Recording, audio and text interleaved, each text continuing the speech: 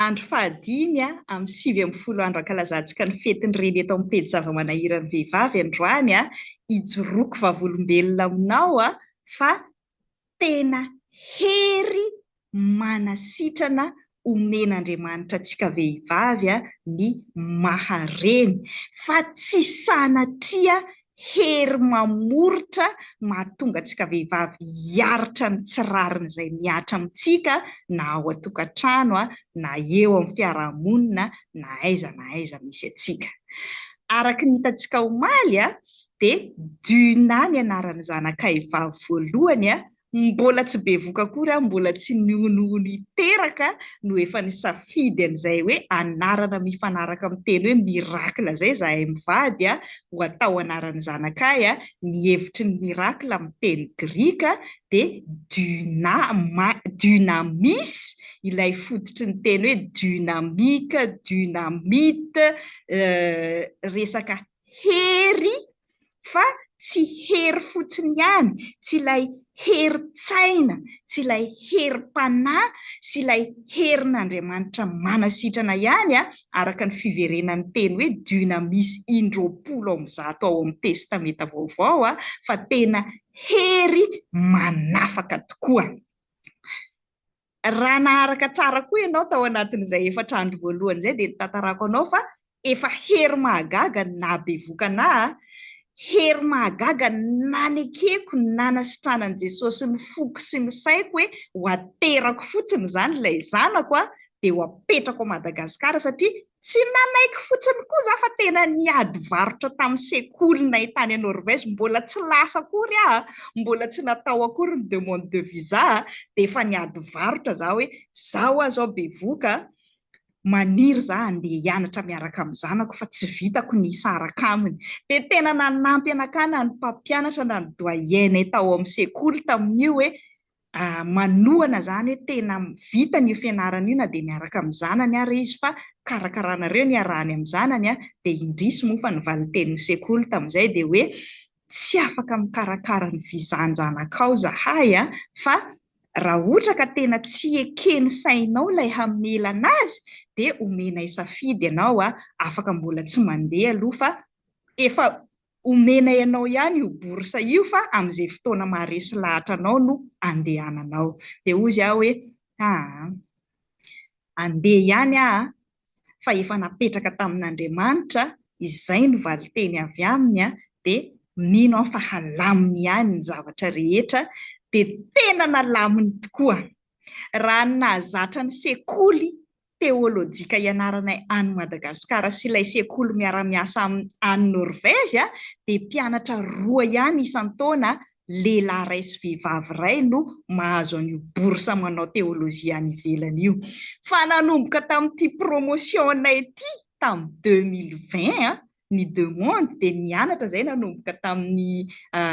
mois de août 2020 tena andro nahaterahany zanako mihitsy alatsinainy 24 août 2020 miteraka eny amin'ny hôpitaly Salfa Tanimalandy za no nanomboka ny fianaranay voalohany en ligne tamin'io satria fantatsika tsara ny zavatra niseho tamin'ny 2020 tonga ny Covid tapaka ny zotra international rehetrarehetra izany hoe tsy nisy avion nahafahanay nandehana akany Norvezy dia afaka niaraka nianatra tamin'ny zanako zany tany a Madagasikara ihany sady tsy 2 fotsiny izany zahay no niraisina fa lasa nahazaka olona 4 zany ilay borsa izahay 4 nandefa demande 2 vavy sy 2 lahy dia miaraka nahazo an'ilay borsa satria tsy voatery andeha zany zahay 4 fa nianatra en ligne satria tsy afaka nivoaka ny Madagasikara zay dia tsy nitapahana ilay programa fa natao en ligne be dia be moa ny programa lasa nivadika en ligne tamin'iny Covid iny dia fahagagana manaraka koa zany niseho tamin'ilay nahareny fantatr'Andriamanitra fa tsy foko ilay zanako voateraka dia nihidy ny lalana ilay namanay anankitelo tena tadidiko mihitsy ny alahelo efa vonona be andeha ho any Norvezy nefa tapaka ny lalana tsy afaka andeha fa za tena niorakoraka falifaly ny saotran'Andriamanitra hoe misaotra dia saosy fa afaka sady mianatra kay izany no eto akaiky ny zanako ihany satria na dia tsy ahazo viza aza izy mihidy ny lalana dia mianatra herintaona en ligne zahay dia tena tsy fanasitranana ny foko sy ny saiko anaiky n'ilay fisarahana fotsiny izany ilay herin'Andriamanitra fa tena nanana hery tamin'ny fandaminana ny programa mihitsy koa izy hoe tsy ho sarahako nareo mianaka nampinono anjanako herintaona izay vao misokatra ny lalana dia rehefa avy eo tsy maintsy nandeha ihany ny sara toerana na lana nono ny zanako na vela ihany afaka herintaona fa tsy maintsy nandeha nanohy an'ilay fianarana teolojia tany Norvezy dia tena marary izany. Efa saika tsy handeha indray mandeha izaho satria tao anatin'io herintaona io koa dia sady ny saram-panambadiana koa izaho izany hoe ilay rain-janako sy ilay raiko niteraka izay tena natokisako hoe ametrahako an'ilay zanako rehefa mandeha izaho no tsy teo intsony.